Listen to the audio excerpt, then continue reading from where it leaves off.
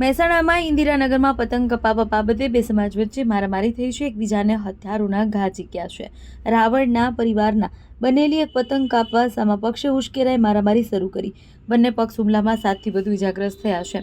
ઇન્દિરાનગર વિસ્તારમાં પતંગ કાપવા બાબતે રાવળ અને ઠાકોર સમાજના લોકો સામસામે આવી જતા મામલો બિચક્યો હતો. ઘરમાં તોડફોડ કરી માર મારવામાં આવ્યો હતો. રાહુલ શું બનાવ બન્યો હતો તમારી જોડે? શું બનાવ બન્યો હતો? એ ઝઘડો થયો હતો ડાયરેક્ટ અમે જોવા જઈએ ડાયરેક્ટ. શેનો ઝઘડો હતો? એ તો ખબર નહીં શેનો ઝઘડો. તમને કેમ મારવામાં આવ્યો? એમાં 16 વાગ્યું ડાયરેક્ટ. કેટલા જણા હતા? થોડું હતું આપણે. તમને કેમ વાગ્યું છે? પાછળ માથામાં. તમે પોલીસ ફરિયાદ કરી છે? ઓહ, કેટલા વિરુદ્ધ ફરિયાદ કરી છે? લખવામાં તો એમને 2 જણાના નામ 2-3 જણાના નામ લખ્યા, પણ બધા 4 જણા 5 જણા હતા.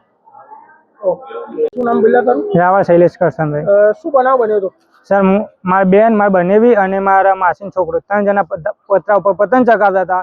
પેટ કપાણે એમાં પેલા સામુ ગાળો દેવા માંડ્યા. એટલે અમે જઈને પૂછ્યું કે ગાળો કોણે દીધી. એટલામાં પેલા બીજા કોઈ ભાઈએ ફોન કરીને બોલાવી લીધો કે પેલા બીજાએ ફોન કરીને બોલાવી લીધો.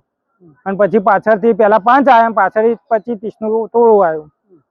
અને ઘરમાં તોડફોડમાં કુલર તોડ્યું છે, લારી ઊંધી પાડી છે, 3 વ્હીકલો ઊંધા પાડ્યા છે, LED તોડી નાખી છે, ગેસનો બાટલો ગેસની સગડીને નુકસાન કર્યું છે, પછી ઉપર પતરાને નુકસાન કર્યું છે. હવે તમારી માંગ શું? અમારી માંગ એ જ છે કે એમને કડક ને કડક સજા થવી જોઈએ અને સરઘસ એમનું નીકળવું જોઈએ.